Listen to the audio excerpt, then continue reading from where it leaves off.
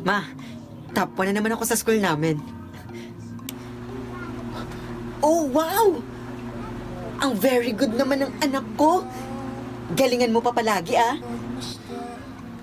Ma, pinapatawag po kayo sa school. Oh, at bakit ako pinapatawag? Nakikipag-away ka naman sa school nyo, no? Nakikipagbasag ulo ka na naman. Hay, bunso.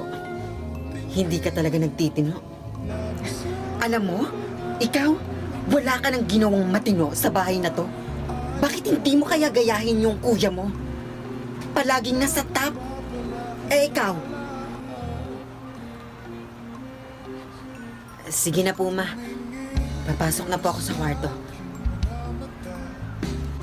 Oh, Ryan, anak. Kumain ka na doon. Sa'yo yung malaking parte ng manok. Kainin mo na doon. Ah, sige, ma. Kakain na po ako doon. Oh, anak. Ryan. Oh, ma. Ano yan? Bago ka pala pumunta sa school mo, may ibibigay si mama para sa'yo.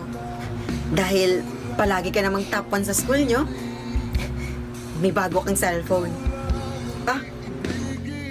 Wow! Bagong cellphone. Salamat dito, ma. The best ka talaga, ma.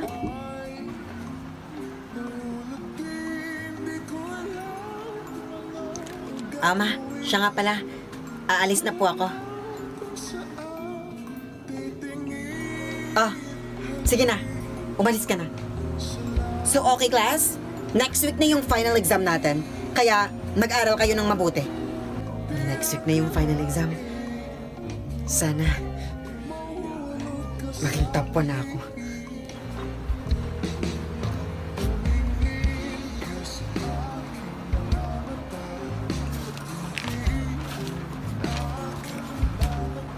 Newtons, gumana ka nga.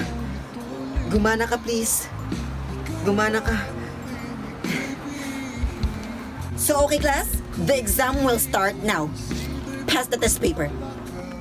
Salamat.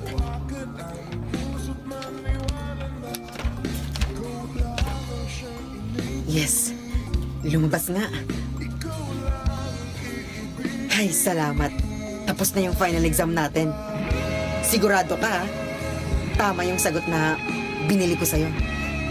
Ah, eto yung bayad ko. Ah. Oh, kuya. Ano yan? Oh, ba't nandito ka? Ah, wala. Wala ka na dun. Umalis ka na nga dito. Bad trip. Ano kaya yun? So, okay, class? Nasa kamay ko na ang resulta ng top 1 at top 2 dito sa section na to. For sure, si Ryan na yan maging top 1. Our top 1 is Andrea May Flores. And our top 2 is Ryan Saison. Congratulations. Paano nangyari yun? Okay, class. Ang ating top 1 at top 2 dito sa section na to. Okay, our top 1 is Brian Saison. And our top 2 is Sofia Andres. Yes! Top 1! Matutuwa si mama sa akin nito.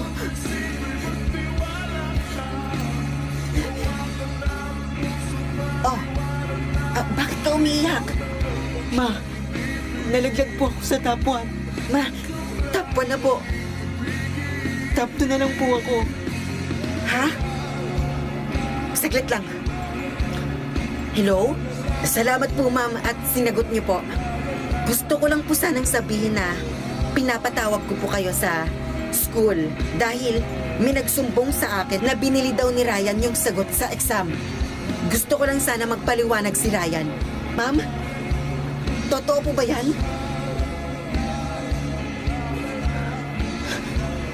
Anak, totoo bang binili mo raw yung sagot mo sa exam? Sagot! Kuya, tama ba yung narinig ko? Pinabayaran mo lang yung sagot mo sa exam? Ikaw? Alam mong inggitero ka eh. Ikaw ang nagsumbong doon kay ma'am, no? Sumagot ka! Opo, ma. Nagawa ko po yun. Dahil ayoko pong itakwil niyo ako. Baka pahirapan niyo din po ako kagaya na sa ginawa niyo kay Brian. Dahil sa ginawa mo, mas itatakwil pa kita.